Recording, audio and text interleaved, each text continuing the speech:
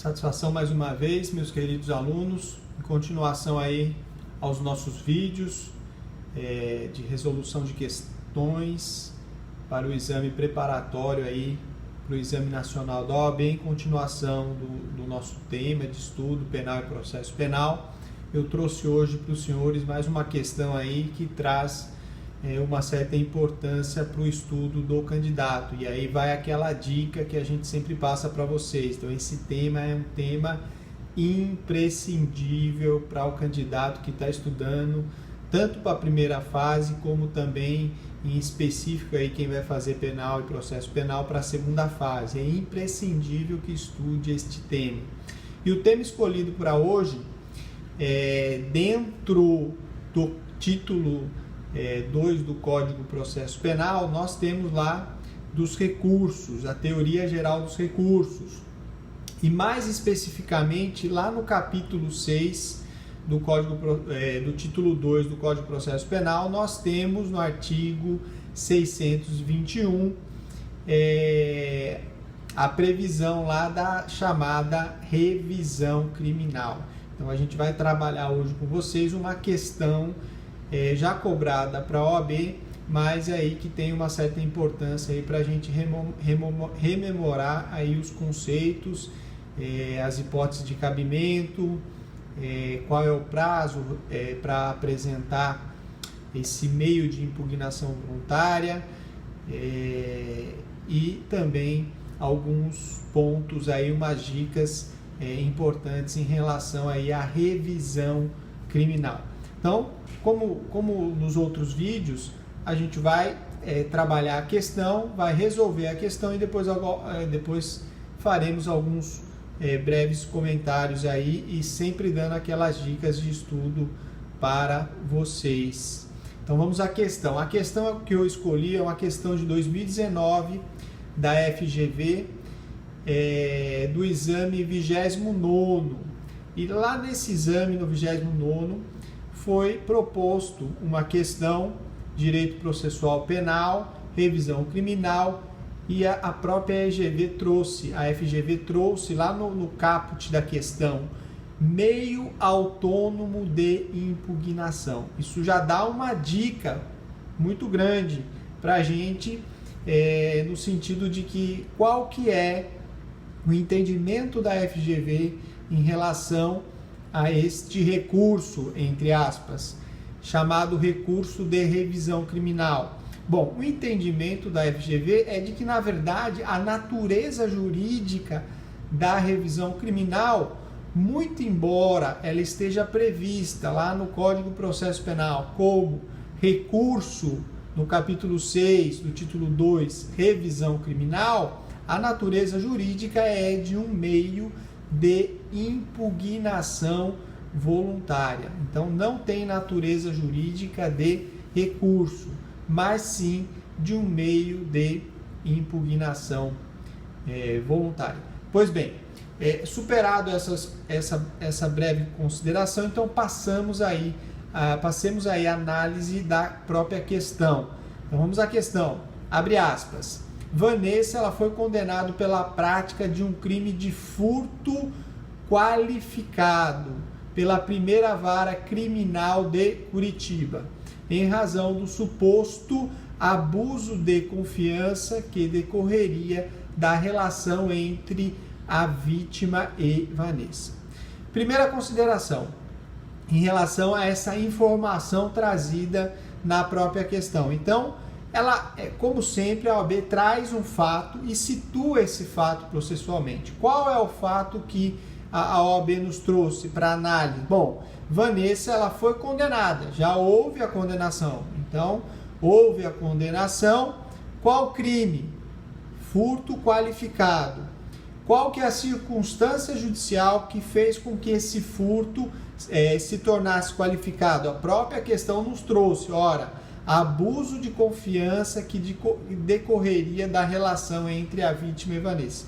Então, para o juiz condenar Vanessa em furto qualificado, ele reconheceu que houve esse abuso de confiança em relação entre a vítima e a Vanessa. Então, havendo essa relação de confiança, havendo abuso na prática do crime em decorrência dessa relação de confiança, o furto ele deixa de ser simples do artigo 155 do Código Penal e passa a ser qualificado com uma pena própria, lá do artigo 155, parágrafo 4º do Código Penal. E aí eu chamo a atenção dos alunos lá para estudar a literalidade desses dispositivos legais. É muito cobrado aí nos exames da OAB.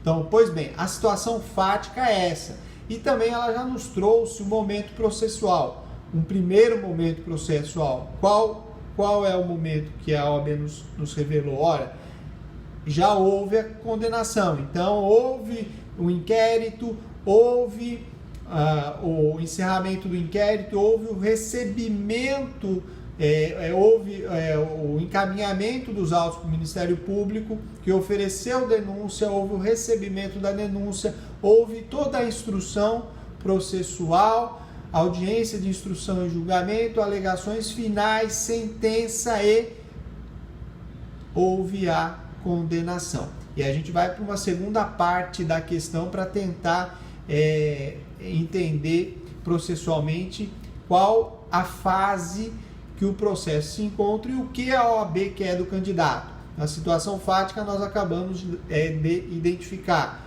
Vanessa foi condenada por furto qualificado. Ponto. Em continuação, a nossa questão, abre aspas.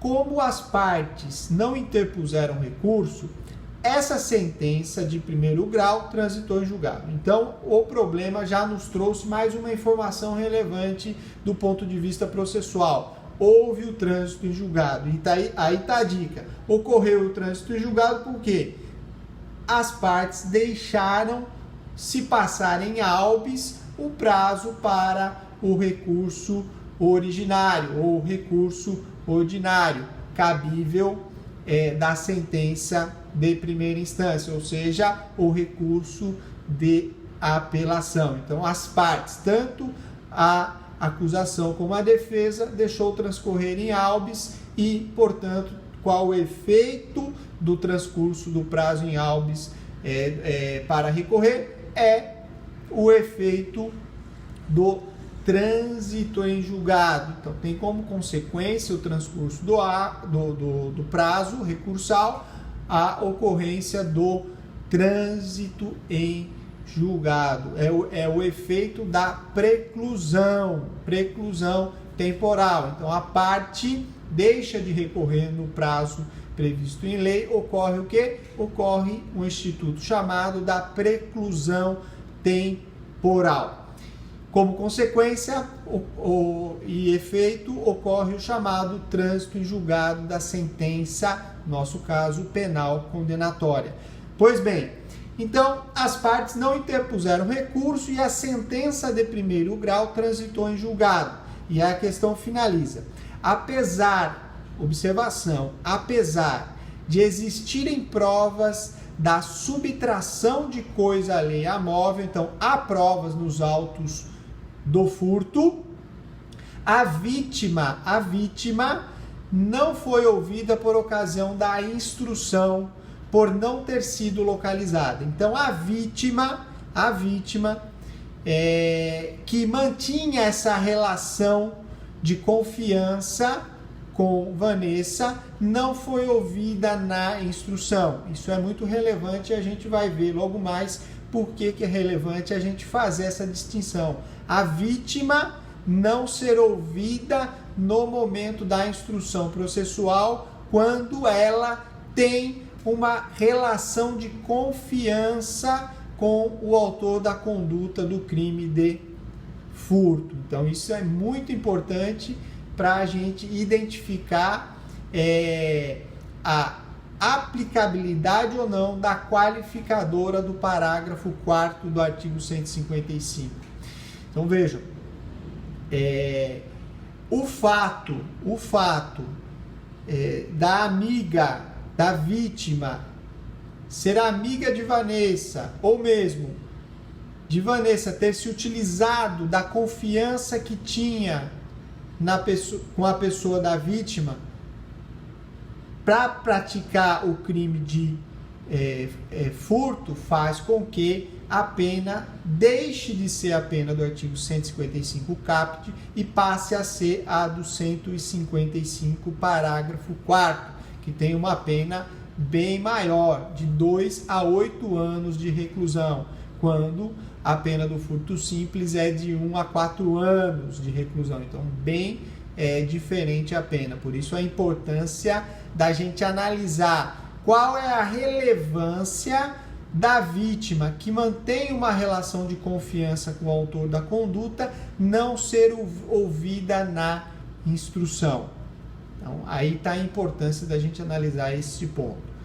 Em continuação da questão, durante a execução da pena por Vanessa, já na fase de cumprimento da pena, a vítima é localizada, a vítima foi localizada e confirma a subtração por Vanessa. Então, ela confirmou realmente, Vanessa praticou o ato de subtração, mas disse, abre aspas, diz que sequer conhecia a autora quando da prática delitiva. Então, ela diz, a vítima, já quando na fase de execução, olha, o roubo, o furto realmente ocorreu, mas sequer conhecia a autora dos fatos antes da prática delitiva. Ora, se ela não conhecia a autora dos fatos antes da prática delitiva, significa que não há entre a vítima e a autora da conduta, a Vanessa, o quê? Uma relação próxima, uma relação de confiança. Logo, a sentença que condenou Vanessa por furto qualificado não subsiste no mundo jurídico. Por quê? Porque existe uma nulidade nessa sentença. Qual é a nulidade nessa sentença? Primeiro, Vanessa não foi ouvida na instrução processual. Logo, ela não pôde confirmar de fato no contraditório, no devido processo legal, esta informação de ser ou não amiga de Vanessa ou de ter uma relação de confiança com Vanessa. Muito pelo contrário, ela afirmou que sequer conhecia a autora dos fatos antes da prática delitiva. Então, existe uma nulidade absoluta do processo. Por que, professor, existe uma nulidade? Ora, o juiz condenou Vanessa em furto qualificado, se utilizando justamente do abuso de confiança existente entre a vítima e Vanessa para sustentar a qualificadora. Ora, se na execução da pena se verifica, se vem à tona que de fato essa circunstância do abuso de confiança nunca existiu, então essa sentença ela não subsiste por si só no mundo jurídico, muito embora ela exista, porque houve aí a prolação da sentença e houve o trânsito em julgado. Então, qual é o meio processual, qual é o recurso, entre aspas, para que Vanessa se defenda diante desta nulidade, diante deste fato revelado posteriormente e que fez com que a pena dela fosse maior, em vez de ser de 1 a 4 do furto simples, passou a ser de 2 a 8 do furto qualificado. Então, qual que é o meio processual para Vanessa se defender? E aí vamos aí na questão para entender e a gente esclarecer eventuais dúvidas em relação ao recurso, abre aspas, de revisão criminal. Então veja, Vanessa procura seu advogado para esclarecimento sobre eventual medida cabível. Então ela procura, olha, estou cumprindo pena e tem essa situação. A vítima apareceu, não foi ouvida na instrução e ela confirma ou a subtração, contudo, ela não confirma que havia entre a vítima e Vanessa, que havia essa relação de confiança. Então, a questão diz, considerando apenas as informações narradas, o advogado de Vanessa deve esclarecer que, aí vamos às assertivas, não poderá apresentar revisão criminal? Pode ou não pode apresentar revisão criminal? A questão é o seguinte, quando cabe a revisão criminal?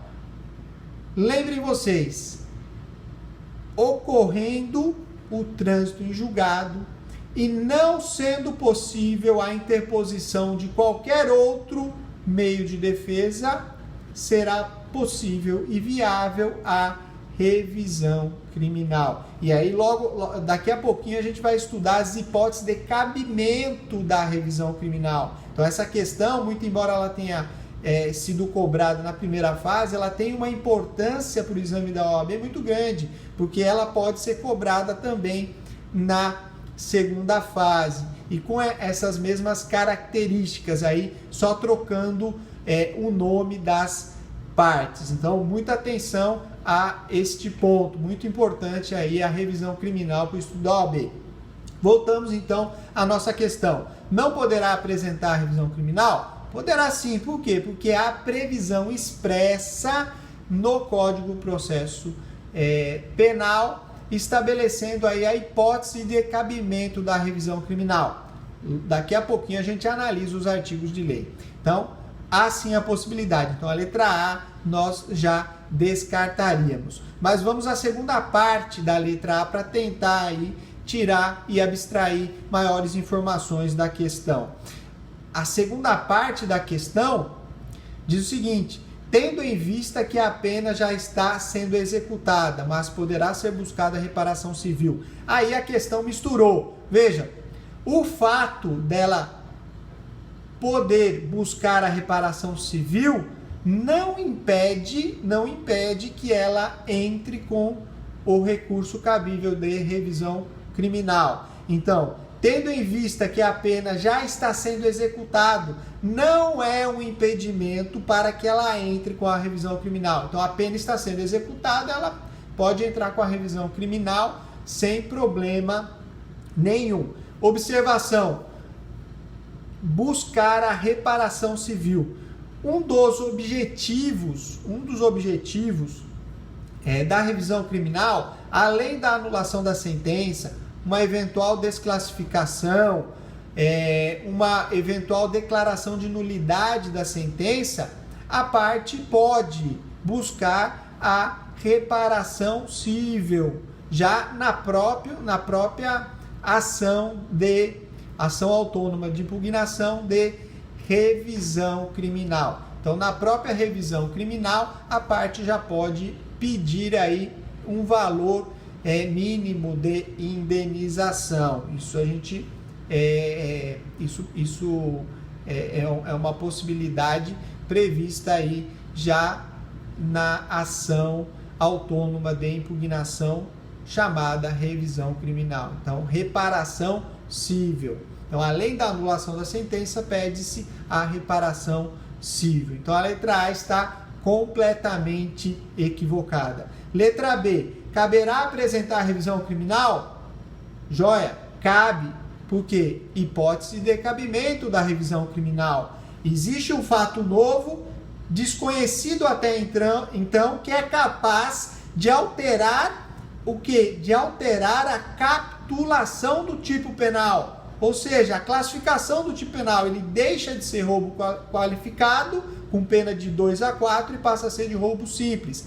Então, existe essa possibilidade de melhora da prestação jurisdicional, de acordo aí também com o princípio da verdade real, Então, vejam, há clara hipótese de cabimento da revisão criminal. Então, está correto, cabe a apresentação de revisão criminal. E a segunda parte da questão, segunda parte da assertiva, normalmente traz o fundamento da parte inicial. Então, vamos ver qual que é o fundamento que a questão nos trouxe. Vamos à questão. Então, caberá apresentar revisão criminal, sendo imprescindível a representação de Vanessa por advogado. Pera aí, a questão está afirmando o seguinte, olha, cabe revisão criminal e para eu propor uma revisão criminal, necessariamente eu preciso de um advogado. E ela vai mais ainda, mais além, a questão diz o seguinte na última parte, devendo a medida ser iniciada perante o próprio juiz da condenação. Aí terminou de acabar com a questão. Vejam só, primeiro, é imprescindível a presença do advogado, sim ou não? Ora, a revisão criminal, pessoal, seguindo o entendimento aí do princípio do favor rei, ele é um instituto jurídico que visa beneficiar o réu. Imagine se o réu tivesse obrigatoriamente de constituir um advogado. Isso poderia gerar um empecilho à efetivação de um direito fundamental, que é um direito ao devido processo legal, à verdade real e o direito de uma eventual absolvição, ou mesmo o direito de liberdade que está ali sobre julgamento do réu. Então vejam a importância do Instituto da Revisão Criminal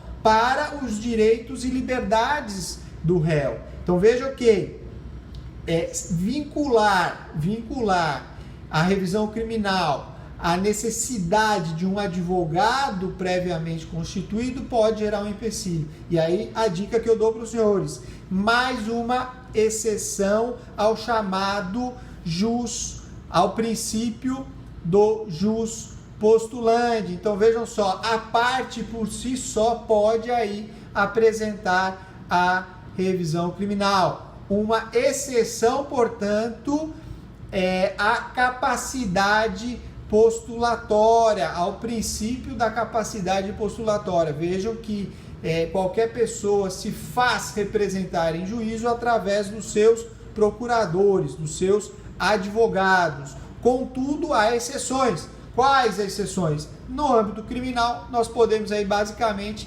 salientar duas: habeas corpus e agora, não se esqueçam, a revisão criminal. Portanto, a revisão criminal não precisa de advogado. A parte por si só pode apresentar a revisão criminal.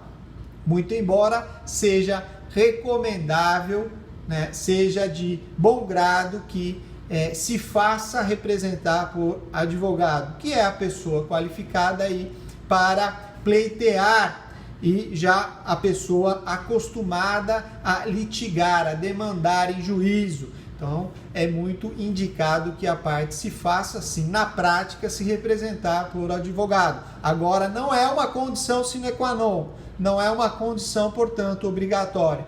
Exceção, portanto, ao princípio da capacidade postulatória, ação de revisão criminal e habeas corpus. Então, a letra B está equivocada. Não é necessário advogado.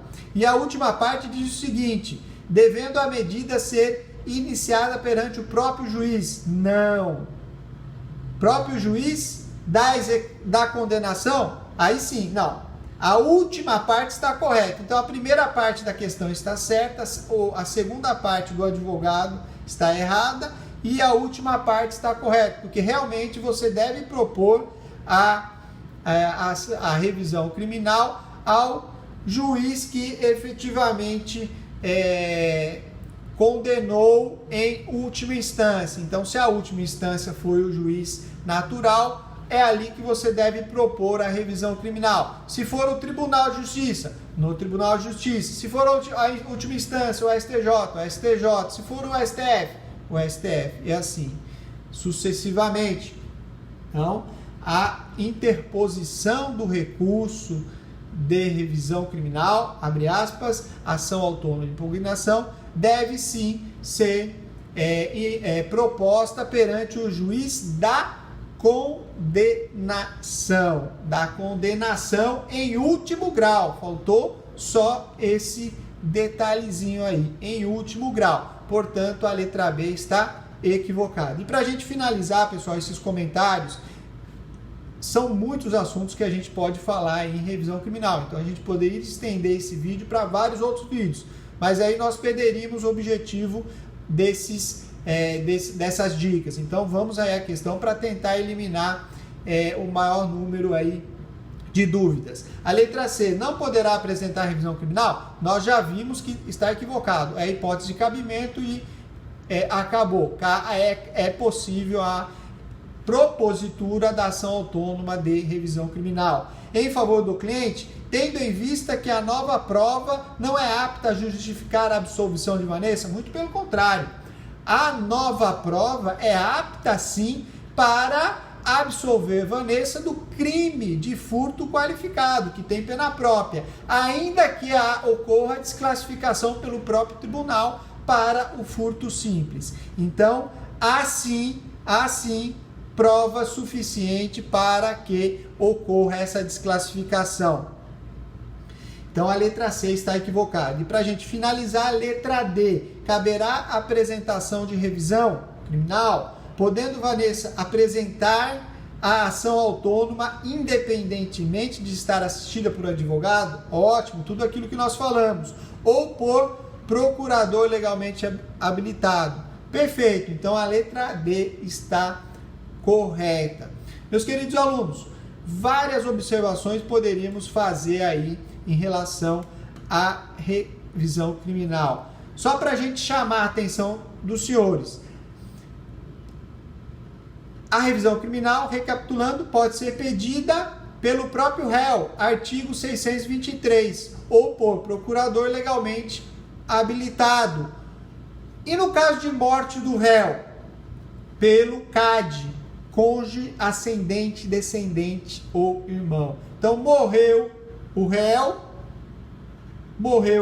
ainda que não proposta revisão criminal, lembre, a dica, CAD, cônjuge, ascendente, descendente, irmão, tem legitimidade para propor ação autônoma de impugnação, chamada revisão criminal. CAD, cônjuge, ascendente, descendente e irmão. Tem legitimidade no caso de morte do condenado ou do acusado. Bom, para a gente finalizar, quando será cabível as hipóteses de cabimento da revisão criminal? Estudem, pessoal, artigo 621 do Código de Processo Penal. A revisão dos processos findos será admitida quando a sentença condenatória for contrária ao texto expresso de lei penal ou à evidência dos autos. Então, havendo uma sentença contrariando literalmente texto de lei ou a evidência dos autos, os autos mostram que não houve autoria e materialidade, e mesmo assim o juiz reconhece a autoria e materialidade. Então há uma dissonância daquilo que existe dentro do processo com a decisão. Há uma incongruência na sentença e dos elementos que compõem o processo. Portanto, cabe revisão criminal. Segunda hipótese, quando a sentença condenatória se fundar em depoimentos, exames ou documentos comprovadamente falsos. Então, se a sentença se fundamentar em depoimentos, exames, documentos comprovadamente falsos, cabe a revisão criminal. E a última hipótese, quando, após a sentença, o nosso caso, se descobrirem novas provas de inocência da condenação, e agora, ou de circunstâncias que determinem ou autorizem a diminuição especial da pena. Então, o nosso caso concreto, estudado hoje, está previsto aí no artigo 621, inciso 3º. Esta é a hipótese de cabimento aí prevista na nossa questão. Qual o prazo, professor, que eu tenho para entrar com a revisão criminal? Não existe prazo.